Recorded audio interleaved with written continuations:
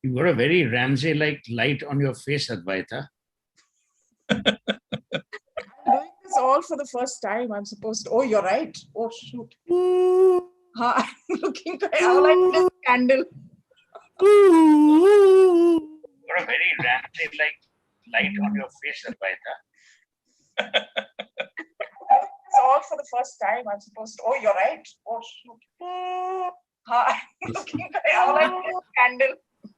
We are live No, it's all, yes, we're live on the this thing. on the YouTube. We are live. It On shows YouTube, we're live, and I'm unable to log on, so I don't know how I'm going to post the link. Okay, here.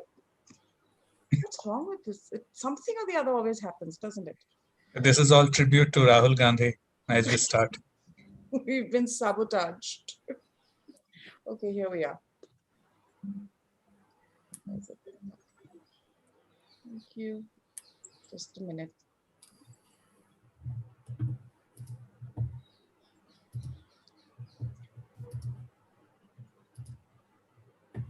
Light on.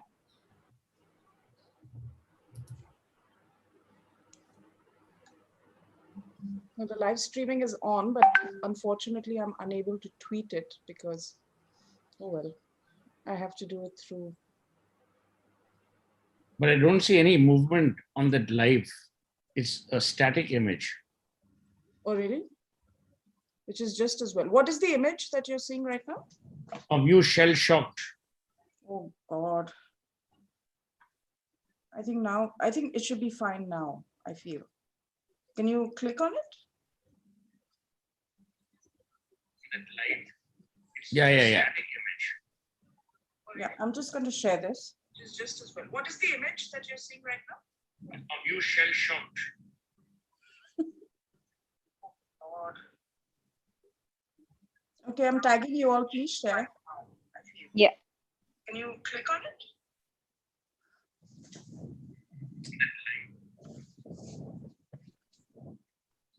Actually, Chalo shuru karo antakshari. I think I can't tag anyone. So guys, you'll just have to. Yeah, you just tweet. We'll Yeah. either retweet or whatever. Thank you so much.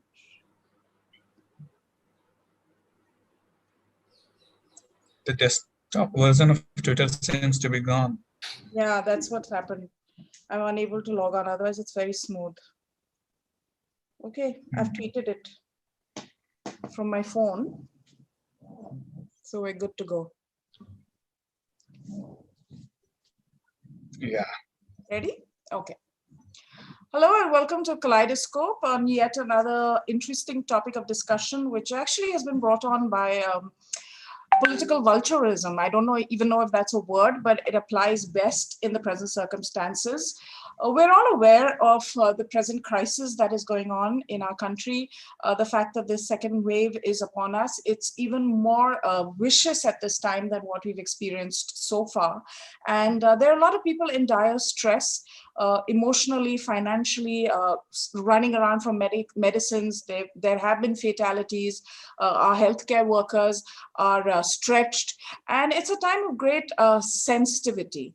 And at this point of time, to have a senior political leader, somebody who actually leads a party which is supposed to be a national party, for him to come out and make the kind of statement that he made on Twitter this morning was absolutely appalling. I am not one necessarily given to outrage, but I actually unfollowed him based on that comment that he made, because I just found it so deeply offensive. And it has nothing to do with politics, but really had to do with the fact that somebody in his position could be so insensitive to the pain and suffering that people are experiencing right now, and talking about Shamshan and Kabristan in such a flippant way was I thought was just plain political vulturism. I don't know if that's a word, but it's the word that fits best.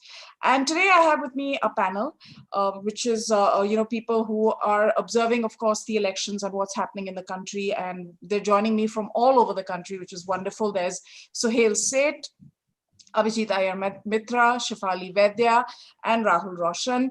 You're familiar with all of them, very opinionated, seem to have a say in everything. And I wanted to really bring us all together to discuss this particular sort of commentary that is going on, as well as, part of this, why this bothered me so much was, of course, the insensitivity, but also at a time when we do need an opposition, where we do need someone who will highlight what's going on, what's needed, what's not working. You have someone like Rahul Gandhi who's come across as completely insensitive and out of touch as usual. And can we really afford to have a leader at that level who is so out of touch with the emotional issues that the nation is going through right now? So that's really the basis of this conversation. And we'll start with Suhel Seth. When the 2008 Mumbai attacks happened on the 26th of November, at that time, if you remember, Shivraj Patil was the Home Minister. And when people came, the opposition leader at that time, Advaniji, came separately, Manmohan Singh came separately, blah, blah, blah. And I made a point saying that when there's a national crisis, when there's a national calamity, the one thing that people seek is unity, not division. One voice, not disparate voices. Empathy, not mockery. Sensitivity, not criminality. Rahul Gandhi is like that little school debater who hasn't graduated. His life revolves around smart lines. Smart lines don't make a man. They certainly don't make a leader. He has to decide whether he's the leader of the Congress party or a bunch of out-of-work trolls on Twitter who will lap up everything he says because it seems exciting. It's actually very juvenile. Suhel, a quick question. You're the ultimate brand guy. What is Rahul Gandhi's brand in 2021 April? A smart alecky guy who hasn't proven himself. That's what he is.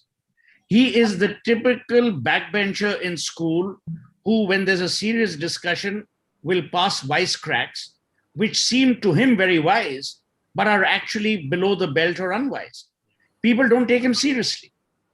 The point, Advaita, is at this time of crisis, and let me be honest, I was a great proponent of Modi's handling of the pandemic last year.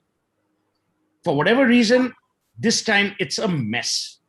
Now, we also have become so used to one man guiding our destiny. Anything goes wrong from a water pump to an electric bulb, we want to blame Modi. But the fact is that there has been a governance slip-up. But now, instead of rallying together and finding a way forward, Rahul Gandhi is that typical, it used to be a communist disease. He has a problem for every solution. I have not seen one solution being given ever by Rahul Gandhi. He doesn't have a way forward. These are people who are perpetual critics. They're not even critiquers. When this kind of behavior happens, people say, ye to dosh hi dega, isse kaam to hona hi nahi. And that's what it's become.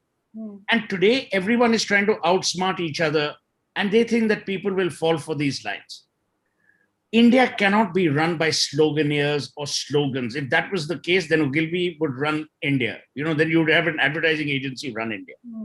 India has to be run by serious people with serious intent. Either his intent is non-serious or his communication is certainly banal and juvenile. So he is not only work in progress, he's actually work in regress. And that's my worry. Wow, those are strong words.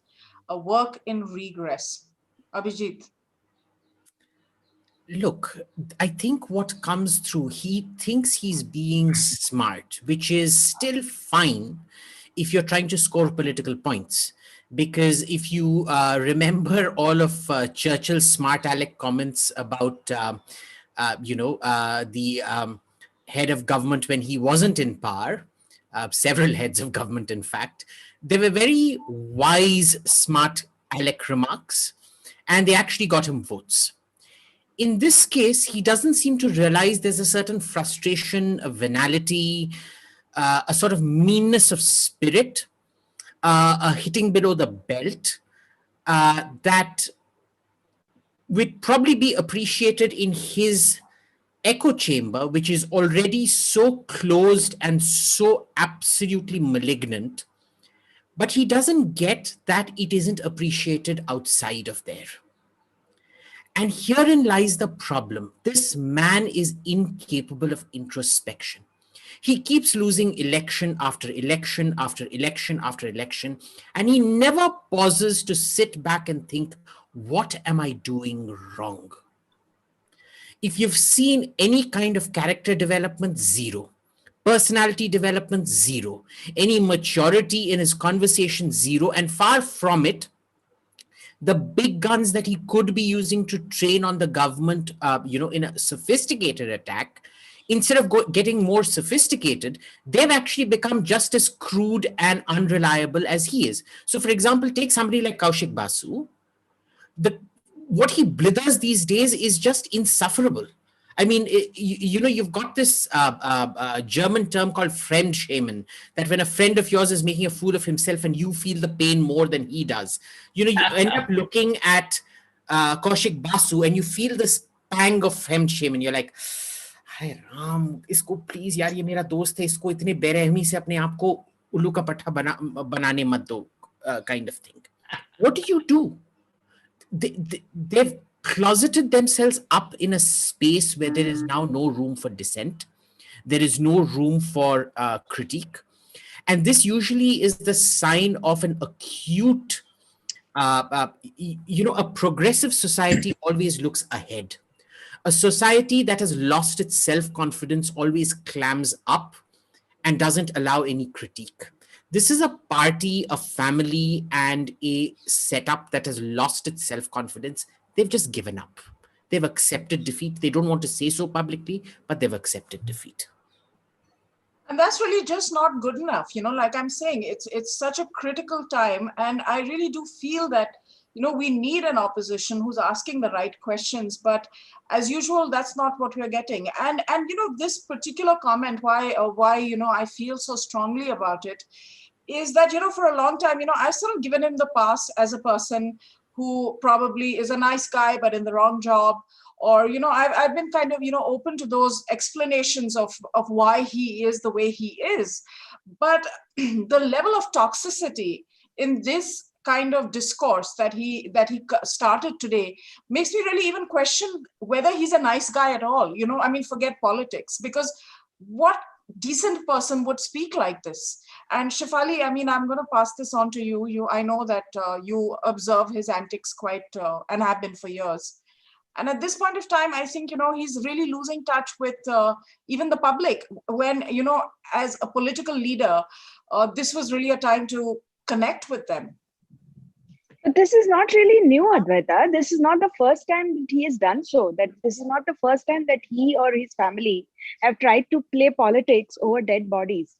In fact, if you look up the past and if you see the utterances of not just Rahul Gandhi, but also of Sonia Gandhi and Priyanka Gandhi, you will find that every time there has been a death or any controversial kind of, a disaster, they did it in Kedarnath tragedy, they did it on the farmers' deaths, they did it in Hathras. Each time, whenever there has been a controversial death or a disaster in a BJP-ruled state, you can almost feel the unholy glee. It is not sympathy.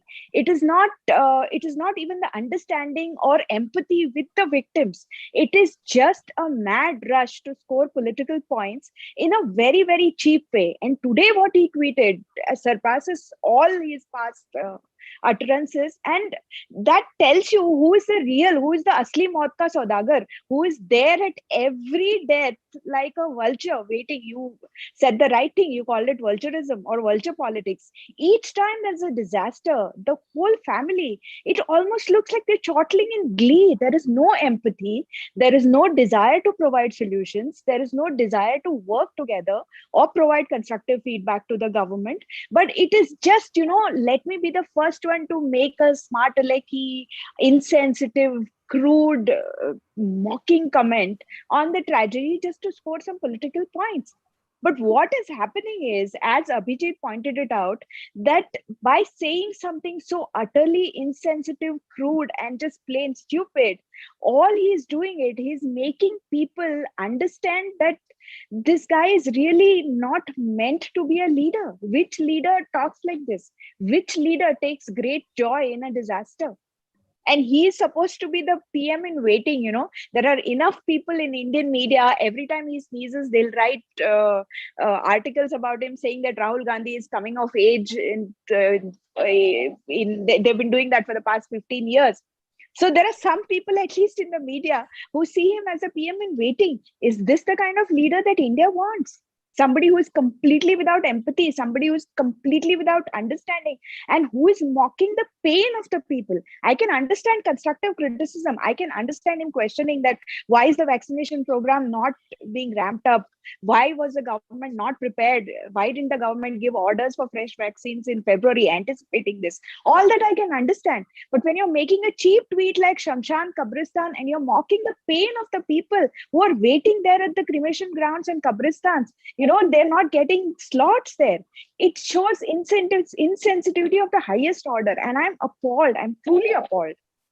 I couldn't agree with you more. I really couldn't agree with you more. And the other thing I think, and I'm open to being fact checked on this, but what I have heard and read is that ever since he lost Amethi, he's never been back there.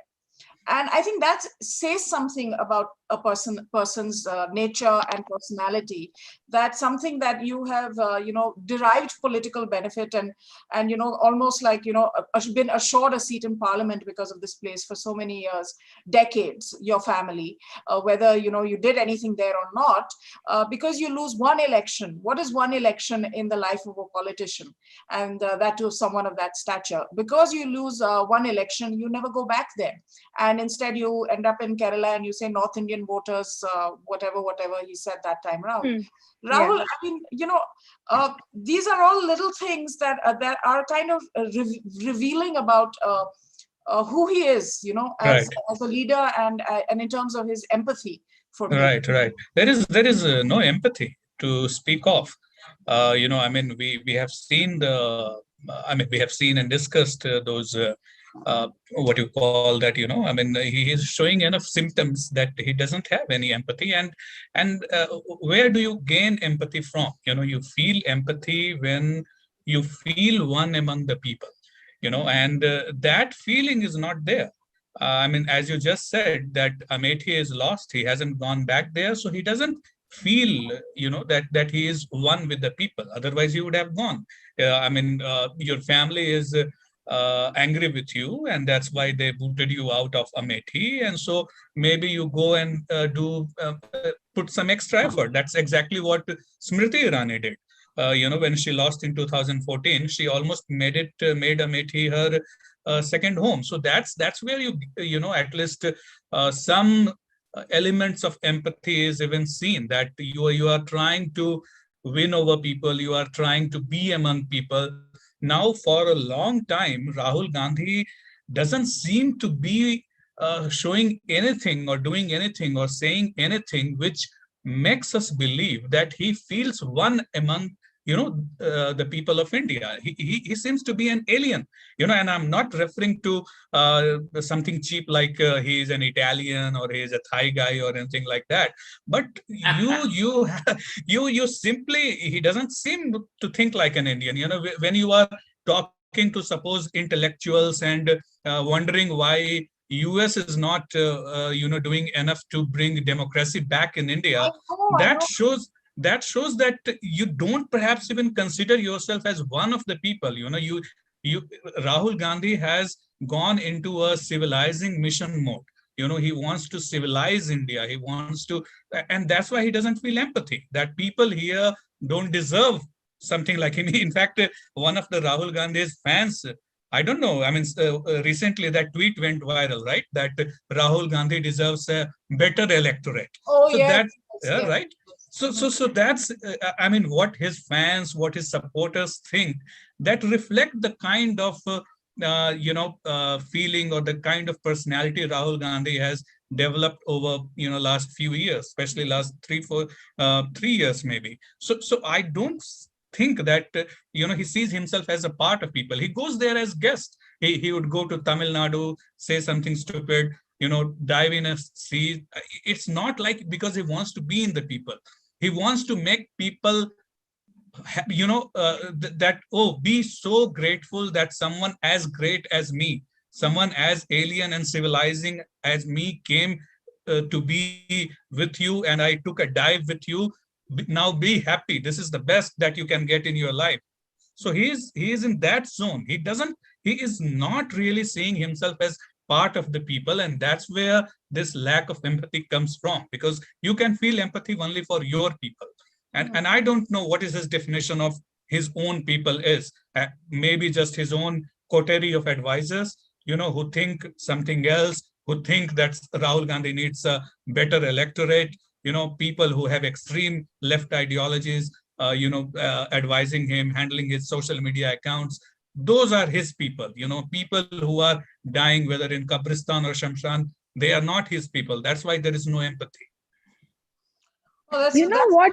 Yeah, go ahead. You know what Rahul Gandhi reminds me of? He reminds me of one of those Instagram social influencers, who are always on the lookout for great visuals for their Instagram reel.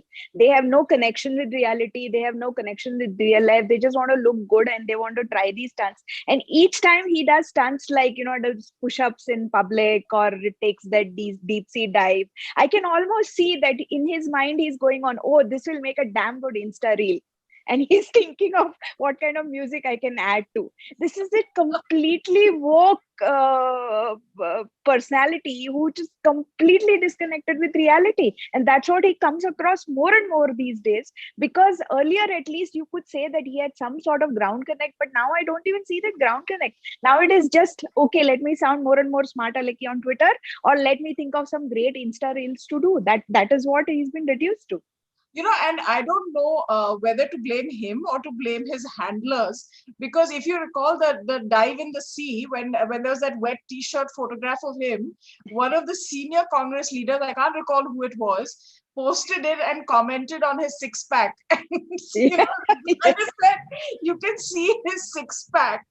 And I was like, what's going on with this party? I mean, what are they thinking? Suhel, you wanted to say something? See, after listening to all the other panelists, let's deconstruct Rahul Gandhi.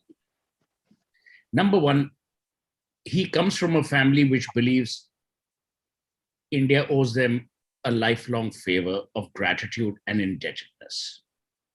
He's an entitled little, I can't say the word that I wanted to use, but he's an entitled little brat. Entitlement always makes you feel whatever you're doing because of your benevolence, because you want to do it. Shefali alluded to the fact that his diving they walk out as if they are royalty, and there are enough supplicants who make them feel they are royalty. You should see the way he attends parties in Delhi. It's almost as if he's a little six-pack Moses and the sea must part to allow this dolt to walk right through. Does he contribute? No. He has 6 hangers on. They all have hangers on. These are people who belong to a closet because all their lives they've been hanging. They have no real purpose. He has no intellect to boast of. If you get into a debate on economics, he doesn't. See, there's one thing to be in a discussion with Kaushik Basu and have borrowed intellect. And there's another to have a reasoned opinion based on scholarship, reading, and knowledge. These guys have never had it. Why? Because they don't believe it's necessary. If he goes to Tamil Nadu, he's doing a favor to the Tamil Nadu people. He's a sore loser. These are the kind of guys who would walk away with the cricket bat and the wickets if they got out in a school cricket match. That's who he is, if you deconstruct the human being. But Suhel, I want to ask you about this Delhi Darbar.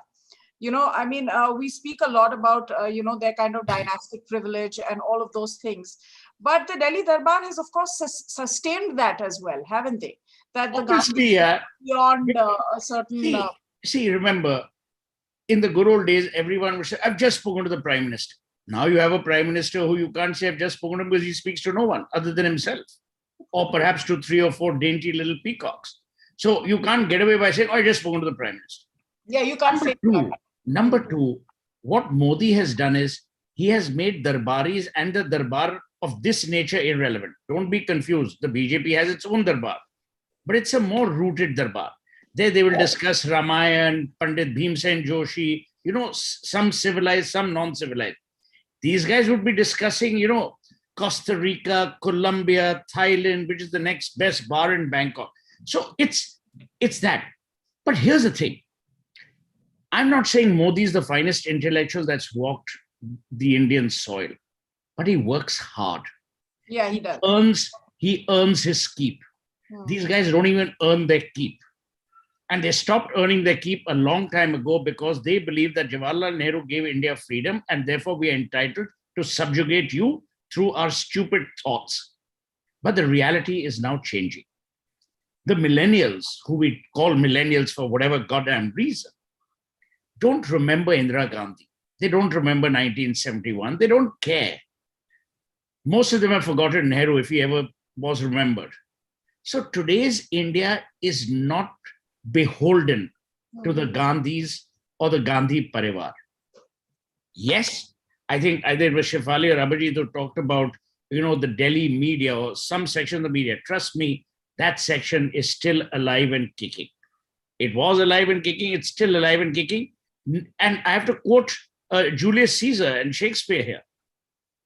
A particular journalist in India who will suck up to Rahul Gandhi is what was said by Brutus when Antony asked him, why did you stab Caesar?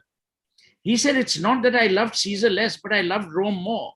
Here, their problem is, it's not that they love Modi less, but they love Gandhi more because Modi doesn't give ghas to them. Ghas nahi dalte wo log. So there are 3 things that are going to happen. Number 1, with every such insensitive comment, you are going to alienate. Leadership is about embracing. It's not about alienation. Number 2, what you're going to do is you're going to have very few supporters because even the supporters don't want to sound idiotic all the time. I mean, there's a limit to which, let's say if I'm working for the Congress, I'm going to keep supporting this stupid remark. Third is that people are going to play this back. Never mock someone's grief, and worse still, never mock someone's condition.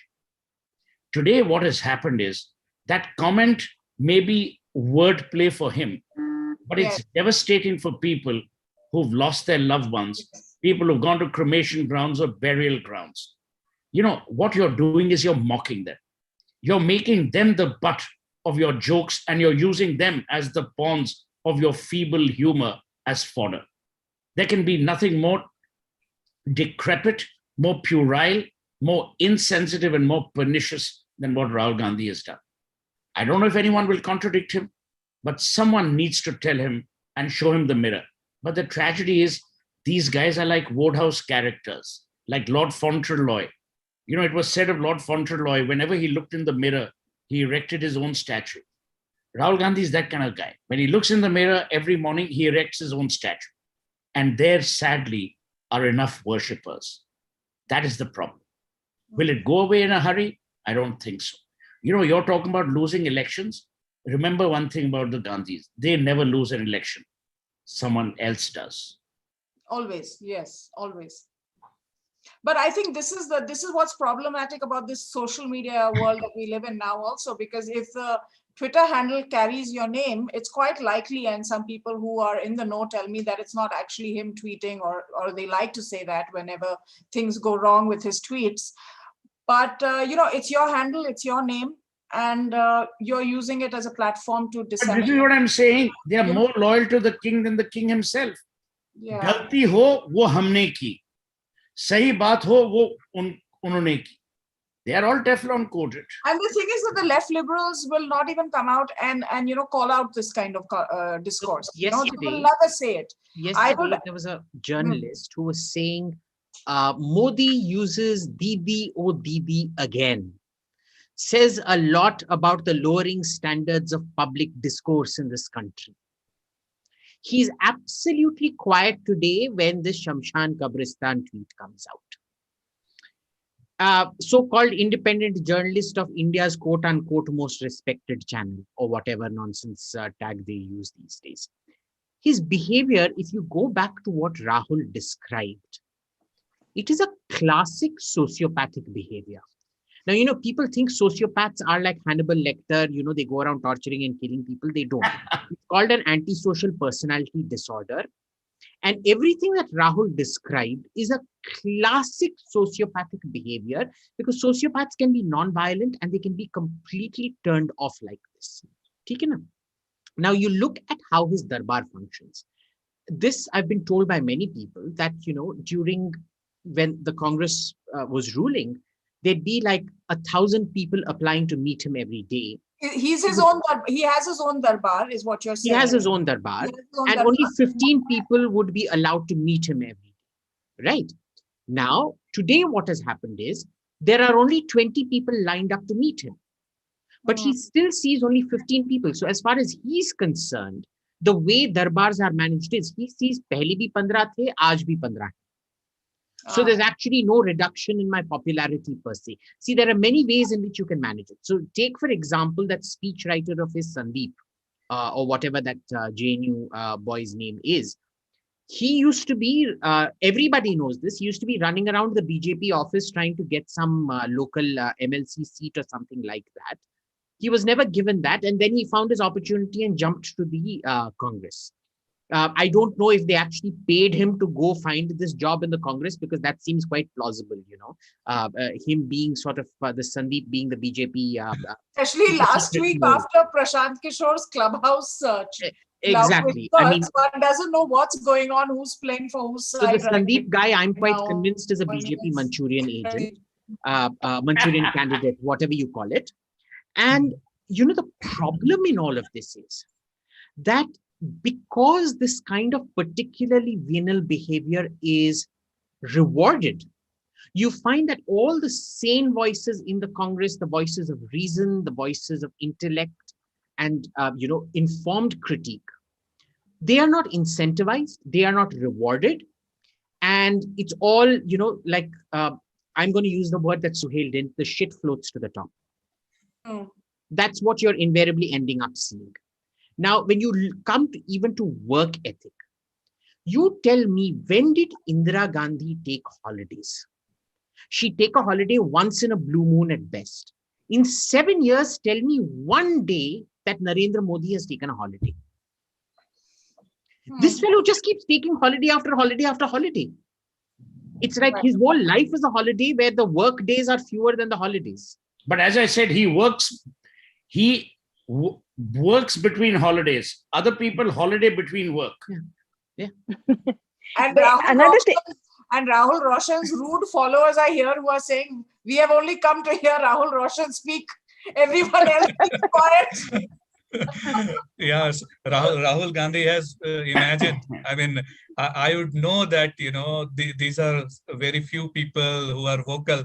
But if I were Rahul Gandhi, I would actually believe them, that this is the yehi janta chahti hai. This is not just a few handles.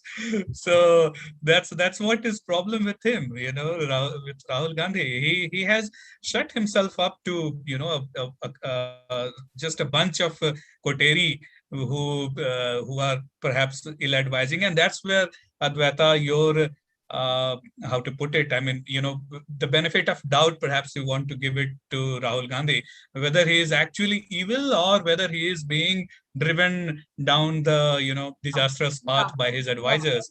That's because something. Rahul, I can't understand someone who has had, I've always viewed, I have, sort of felt that he's had a very traumatic childhood.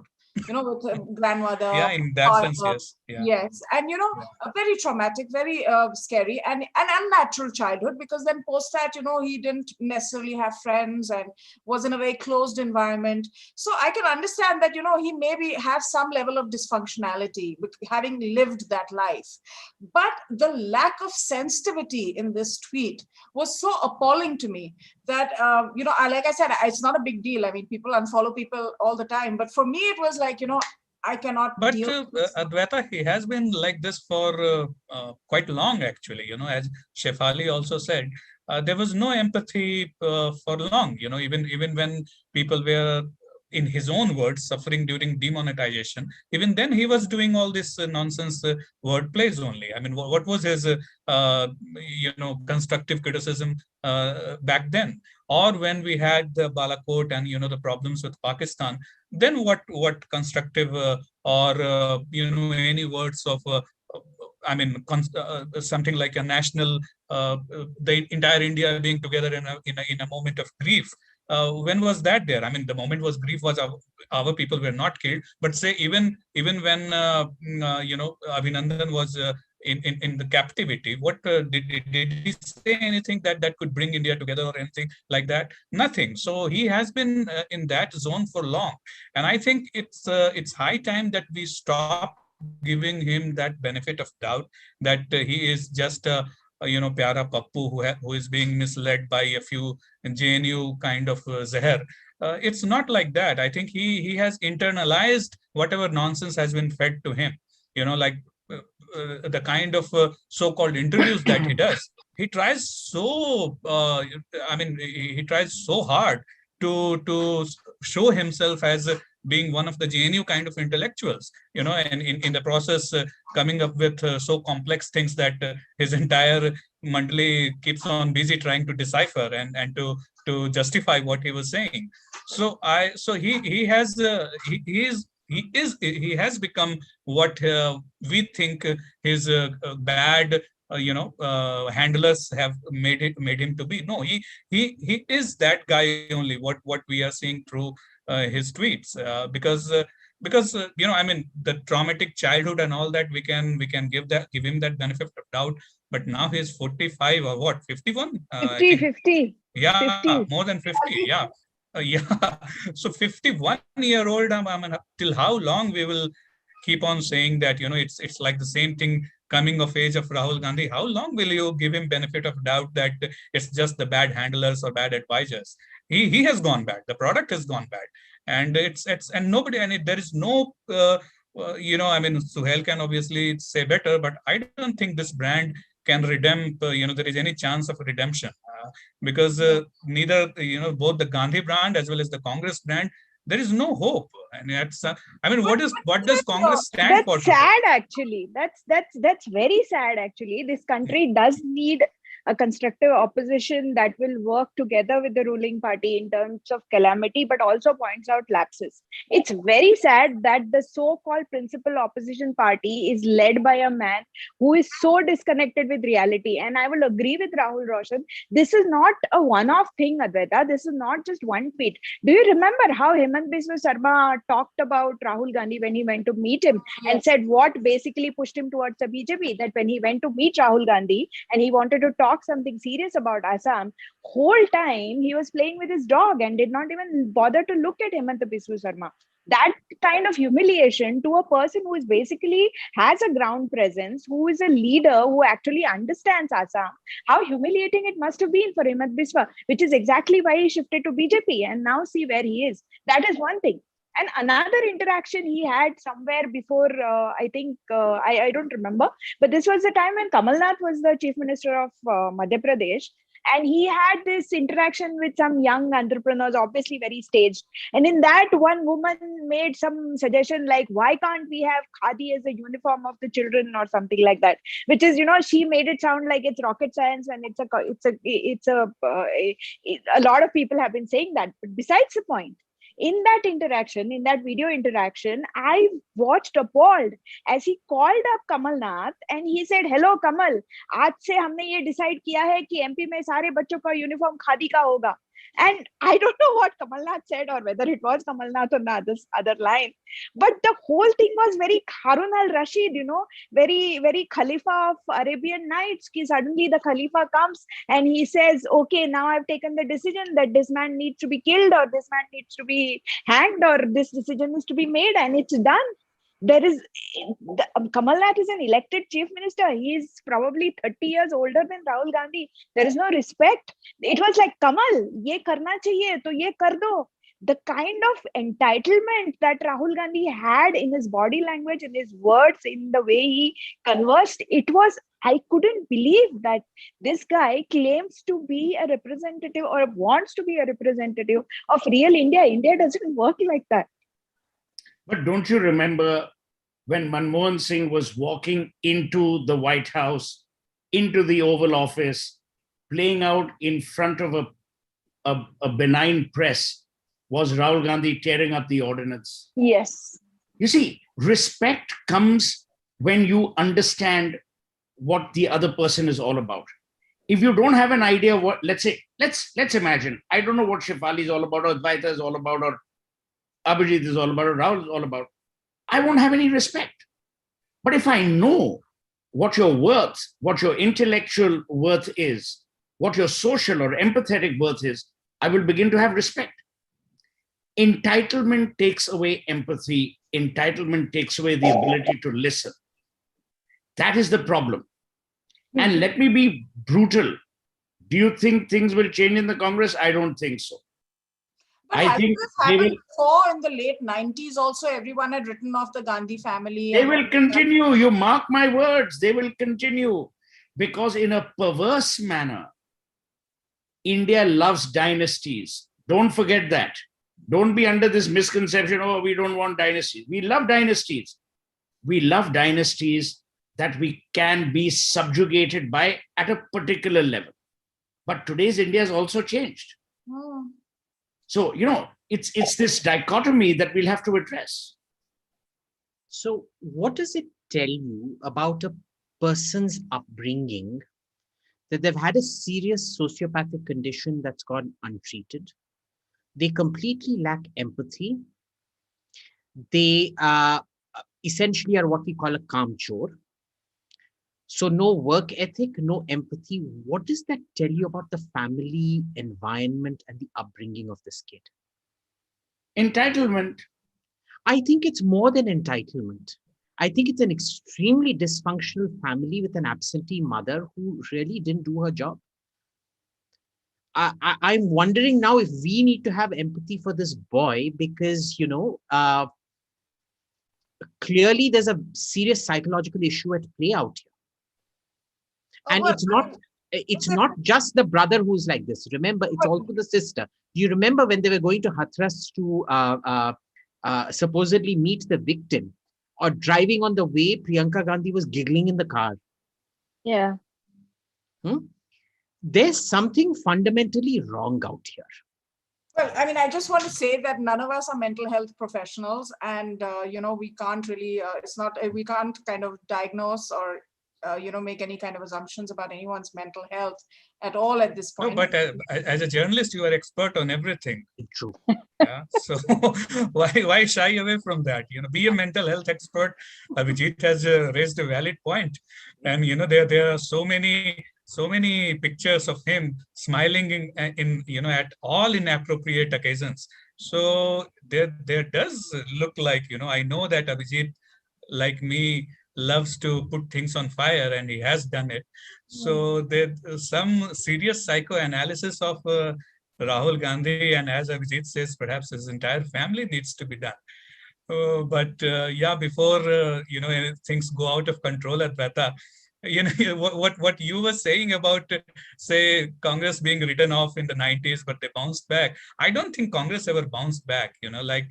What would you qualify as Congress bouncing back? Their 2004 victory, that was not really Congress victory. Yeah, that was Congress bouncing back. I think the family kind of has managed to hold on when. Even at that time, they were saying Gandhis are over, finished, all of that. If I remember correctly, I don't think anyone was saying Gandhi was over, but actually it was quite the opposite, that Congress would be over unless Gandhis come back, and which is where Sonia Gandhi came, and she came in 1998. And she could not, people paint Sonia Gandhi as some great person who revived Congress, but she came in at a time in some point at 1998, and 1999 there was a Lok Sabha election, and Congress didn't have any spectacular performance. So only 2004, which was more like a shock victory of BJP rather than victory of Congress, was something that So it was not a Congress victory. It was not a Sonia Gandhi victory. 2009, definitely, I would say that Congress appeared to be on the right path, and they lost But I think everything that was after that. on Manmohan Singh. I think 2009. Yeah, that was more of Manmohan Singh. So in Alright. that sense, the family, the Gandhi thing was already gone. You know, in 2000, in 1999 itself, we saw that Sonia Gandhi came back. You know, if there was any huge attachment to the family, it would have done miracles, but it didn't happen. 2009 was more of a victory for, as you said, it was for Manmohan Singh. So Congress, the Gandhi family's charisma is gone. Now the problem is the Congress doesn't, even that brand Congress seems to be going away. You know, you don't really understand what Congress is for, and that's where the only thing that they now stand for is the family. If you know, so many people romanticize that if we could get a Congress without the family. But what is that? At least define, na? Ram Gua has said almost a dozen of times since Modi has come on the horizon, that we need a Congress without the family. But what does that mean? You know, it might mean Ram Goa. Then go on and fight elections yourself if you think there could be Congress without the family. The truth is that the family is the Congress currently, and there won't be any Congress without the family. So and unfortunately, I don't see this Congress brand being revived anytime soon, because the only way Congress brand can be revived is by reviving the Gandhi family brand, which is now, Rahul Gandhi has made sure that this brand is not going to be revived. So, but the sister is now taking more of a lead, and there is a hope that she is the elixir to all of these troubles that they're experiencing. She really isn't. But there's more anger Abhijit has now. already. You have to understand, Advaita, there's a lot of anger amongst people. There's revulsion. You know, I can dislike you, I can disagree with you. But when disagreeability converts itself into revulsion, into hatred, into, I find your line of thinking despicable, that is a place very difficult to return from. No consumer buys a brand. You don't buy Colgate. You buy the whitest wash. You don't buy Listerine. You buy a nice breath. What is the benefit that the Gandhis are providing? In the good old days, they were the glue to the party. They were the glue that kept the party together. Today, what benefit are you providing? You're actually making every stupid comment you make, it also hits the party. Please understand, a Modi or an Amit Shah will then tell you, they will say Rahul Gandhi ne ye kaha, but dekhiye Congress ki soch. So they are also hurting the party. Having said that, I really don't know, because many a time we have wished them away, or people have willed them away or wished them away, but they seem to exist. They do. And I mean, Abhijit, last week, I remember when we were speaking, and, there was all this conjecture about G23 and the Congress splitting. You firmly believe that that's not going to happen at all? Absolutely. I say what I said then. The Gandhi family is the Reserve Bank of India for the Congress. It's where all the favors are rendered and where all the favors are rendered out of. You get rid of them, the ledger is destroyed. And at that point, you tell me what is the residual USP that the Congress then has. It just becomes a temporary alliance of regional parties. See, history is a very powerful way of connecting your current lack of relevance to your relevance that once existed. Once the Gandhis go, precisely because of the way the history books are written, that it was not the Indian people who won their independence, but the Nehru Gandhis who won your independence for you. The moment you remove the Nehru Gandhis from the picture, independence and its importance become a completely amorphous concept. It becomes irrelevant in the minds of common Indians. It's already become an irrelevance because, 70 years down the line, people don't remember what the British did. Right? So this would just be one step away. So at one level, these guys are indispensable to the Congress. The Congress understands that. And it's pretty much that there's nobody in the Congress that can even hold fort there, because the entire Congress philosophy and the idea of India that they built up was around the family. There was no Congress without the family. The Congress liberation Nehruvian became like an ideology, exactly, right? And without the family, then they have no ideology also. which is why it was called the Congress I, the Congress Indira, which again sort of stealthily renamed itself the INC, but it's not the INC, it's the Congress I. Yes. But don't confuse. I don't think you can call it Nehruvian ideology, which is the clue. It is कि भाई परिवार के ये संस्कार हैं, परिवार की ये स्थिति है, परिवार की ये सोच है, हम इसी सोच पे चलेंगे. So it's almost like a family charter that you know, it's, I mean, you had the Rothschilds, you had this, you got the Gandhis. They have no ideology. Please remember, they have changed these are the same jokers who had objections. The father, Mr. Rajiv Gandhi, reneged on the Shah Bano matter. These are the people who supported the farm laws, then went against them.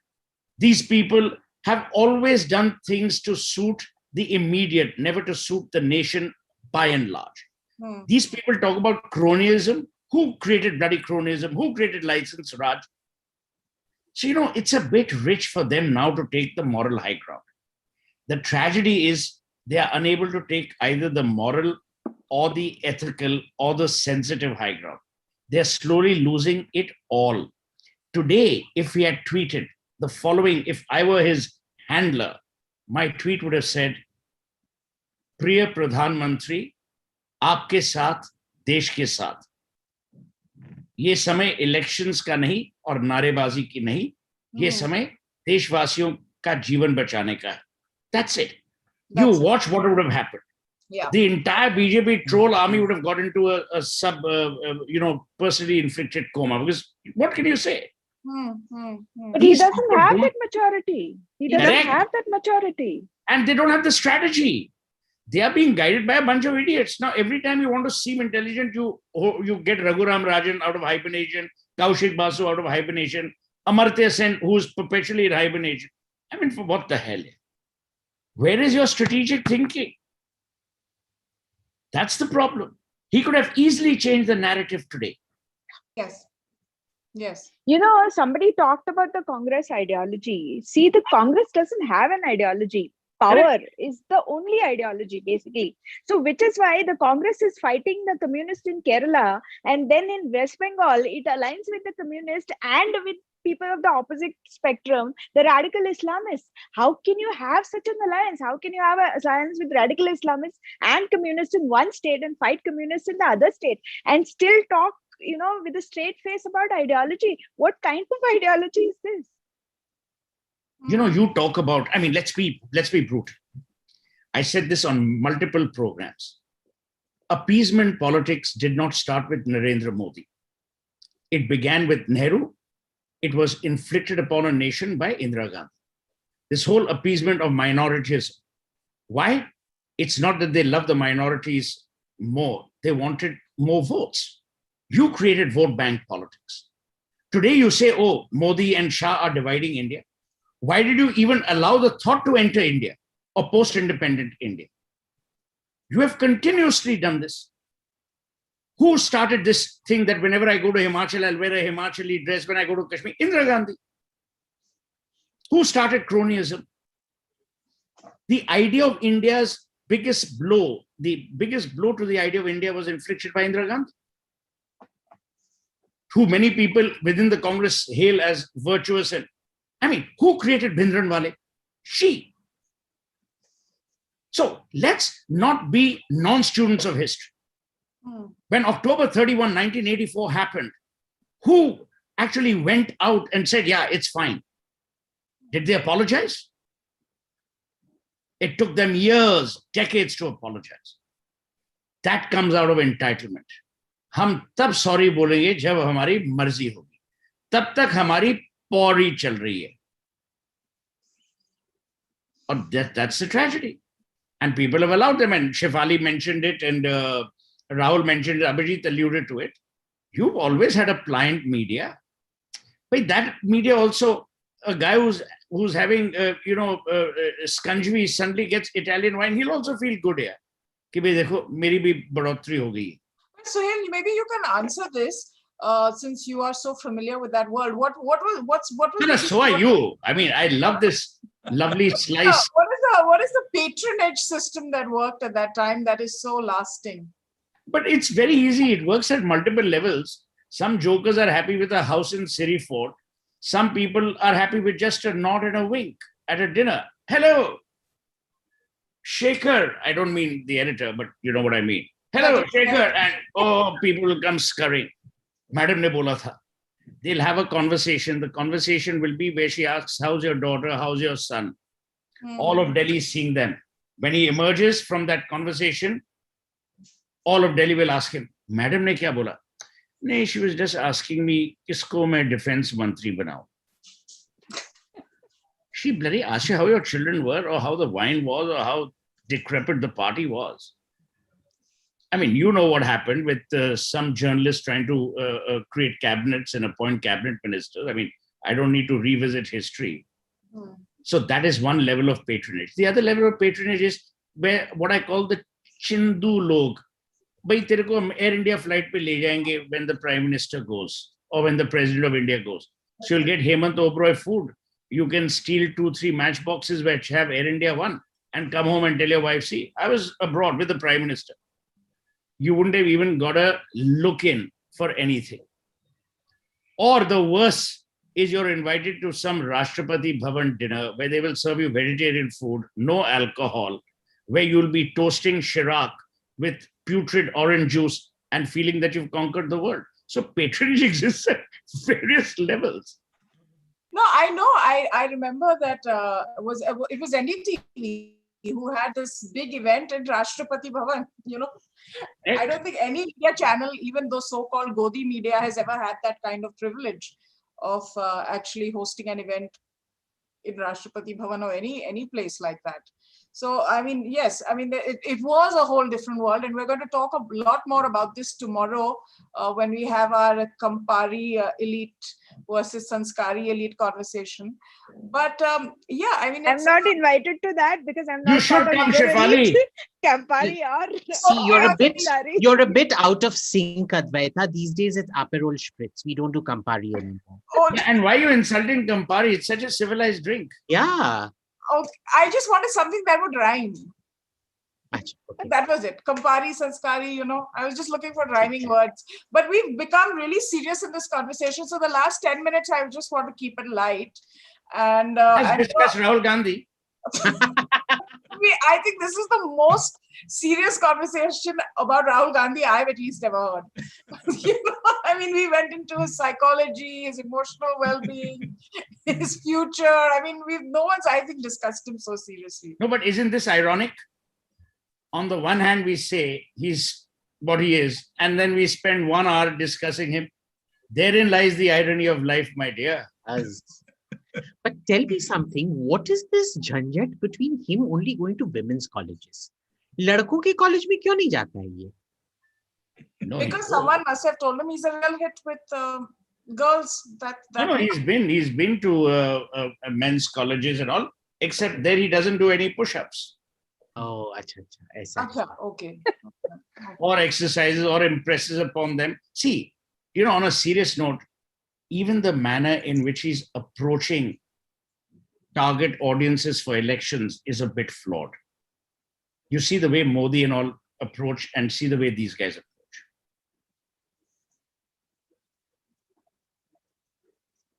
We're getting comments now. Can you all hear me? Yeah. Why is the government not implementing common education system to all states? Someone is asking. I don't know where that question has come from. I don't know. Oh, here's one. Suhel said, since I can't come and touch your feet, so please do it yourself. I just did. Thank you. After COVID, I'll welcome you to do that too. At least in one respect, I'll feel like Rahul Gandhi. I agree with Suhel ji. donate apna saffron kurta to Rajdeep. Actually, you know, this goddamn Announce kar lighting, do. this Announce. goddamn lighting, it's a red kurta in honor of the demise of communism. And everyone keeps saying it's saffron. I don't know what the hell has happened to saffron. At one time, Shefali will remember, saffron was the most expensive thing you could keep in the kitchen. Today, it has become a word of either abuse or of acclaim. Someone's Depends asking, how does the Congress still have so much funding? Who wants to take this Because one? they've got states, they've got Punjab, they've got Rajasthan. They've got Maharashtra. They've got got Maharashtra. 100 crore.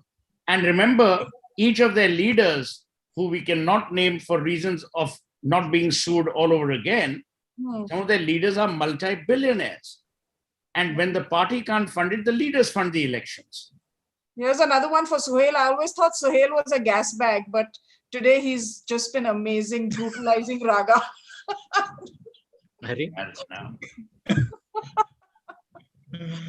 Lots of comments coming. All my favorites, especially Shefali. She's flawless in her speech. We're not getting any questions today. Come on, guys, give us some questions. I've got another 10 minutes with these guys, and then I have to let them go. You're like Rahul Gandhi. Your 10 minutes keep getting extended, is it? I'm sorry. It's just like we have like a bunch of people watching live, like over 400 people watching live, and the questions, and the comments keep coming. But they're going all over the place. No one's sticking to topic. They're complimenting people and live chat वैसा ही होता है. Live chat. I said it open to questions, but nobody Since wants we are to ask. discussing royalty, the funeral of Prince Philip is about to begin. Yeah. So I think there are a few of us who would like to watch that. And Shefali, you're most welcome tomorrow. Please join. My assistant is having COVID symptoms. I can't put you on the poster, and I don't know how to do that breathing poster stuff that she says. We will all tweet. We will and all say that Shefali is also, yeah. So I'm wondering, I'm neither a Campari elite or a Sanskari elite. So what kind of an elite am I? Someone told me most of the Sanskari elites I know are Campari drinkers. So I don't know. Swapan Das Gupta. Swapan Das Gupta, all his life has been a coconut, brown outside, white inside. I think we should come up with a new phrase, Aam Panna elite. Panna elite. Don't say that, because Arvind Kejriwal will take credit for that too. Or masala chai elite. But don't say that too, because it'll be the chai wala thing. See, these politicians have overtaken all our goddamn beverages. Seriously, and Kanchan Das said something very interesting today. He says that you will be okay with a guy supposedly from the Doon School, from Oxford or wherever else he studied, saying these kind of things. And a chaiwala, you'll kind of pick up everything. Chaiwala kind of reference. You'll pick up every little thing that he says, which is true. The alarming silence on Rahul Gandhi's utterances is really what makes him a bigger target, I think, more than anyone else. A free piece of advice to the BJP. Whenever they respond to Rahul Gandhi, they make him relevant. They should just not respond. No, but keeping him relevant, making him believe that, he is putting BJP in discomfort is actually, this works in BJP's favor. It's working in the BJP's favor. That's true. Even this conversation, people are saying, like, why are you discussing him for 1 hour if he's so irrelevant? That's also true. It is the point I made. Yeah. I think we're guilty. If BJP starts ignoring, then they lose their trump card. They have to. It's not the BJP leaders who outrage at his comments who've turned the tide. It's actually the ordinary BJP supporters, the so-called BJP troll army or whatever, who keep making fun of him, who have turned the tide. Because that comment he made, Alu Sona, Alu Sona. He was actually saying that about somebody else, but they weaponized it and turned it on him so badly. Right. I think that caused a lot more. See, when you take Darth Vader and make him into Daffy Duck. That's a good one. He misses Kundan Shah. If Kundan Shah had been alive, you would have had the Janabi Do Yaro brand of humor implanted on Rahul Gandhi's idiosyncrasies. for the want of a better word. So There was this whole series of speeches that he made before the elections where he would go to different places and he would say that if he's going to Ballari, and he would say that I want shoes made in Ballari. I want Obama using shoes made in Ballari. Then he would go to UP and say, okay, I want Michelle Obama cooking in vessels made in Amethi or something like that. So it's like every place, it was the same template. And I was like, this is crying out loud for a meme or for a movie or something to mock him. So there was a movie, remember that? I mean, I guess the Bollywood person here. There was this movie, Youngistan, if you recall. Right. It was modeled on Rahul Gandhi. Yeah, Jackie Okay, Baghdani. I'll check it out. Yeah. Jackie Baghdani, ne? No, and I don't think he did him any favor, because in one interview he even said, this speech was inspired by Rahul Gandhi's speech somewhere. And the movie, of course, came and bombed. And well, the elections were also, we know what happened in those. But thank you so much, everyone, for joining us. And it's Thank been you, great fun. Advaita. I hope that you'll continue to join us. It's a very, very difficult time. And I'm picking lighter topics on purpose. And some people are wondering why. It's because I just think that there's so much negativity around us, and there's so much death and suffering and struggle, that it's just a time where we can just kind of have a few laughs and keep it light. So that's why my topics are leaning towards the lighter side, just as an alternative, because if you turn on the news, you will be very, very scared. So that's the only reason. And I wish everyone stays safe and we get out of this, and we're on the other side of this very, very soon.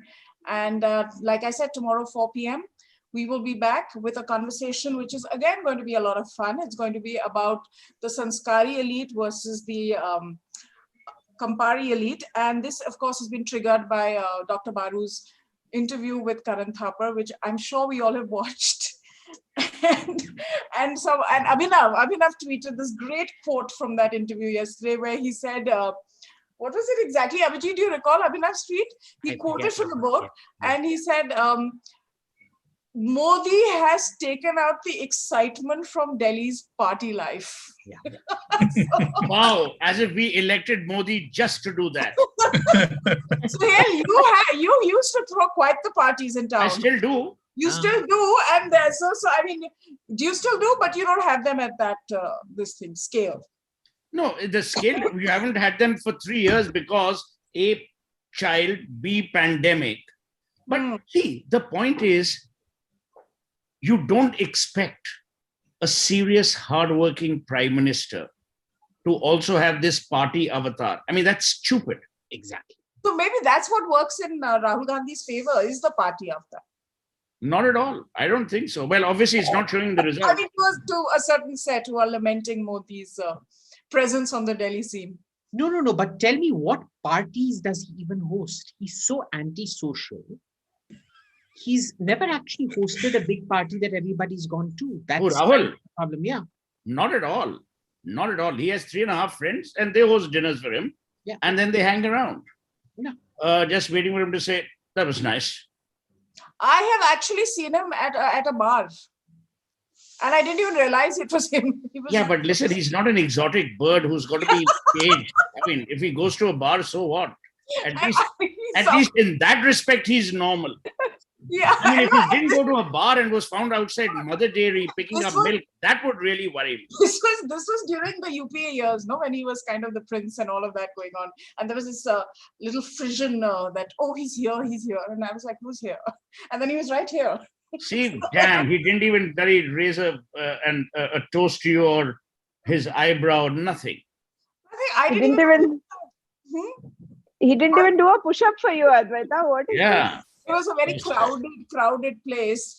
And so I didn't even realize he was there. But good. Thank you so much. I know you need to go. Each one of you, please stay well, stay safe. All our love to your families. And I'm sure that we as a nation will get out of this sooner rather than later. God bless. Thank you, everybody, and see you all tomorrow. Thank you. 4 p.m. tomorrow. Please like, subscribe, all that YouTube stuff which you're supposed to do. Thank you. Subscribe, comment. Yeah. Like, subscribe. Yes. Like, subscribe, comment. Yeah. And call me tomorrow. The algorithm. And Bye, Shefali.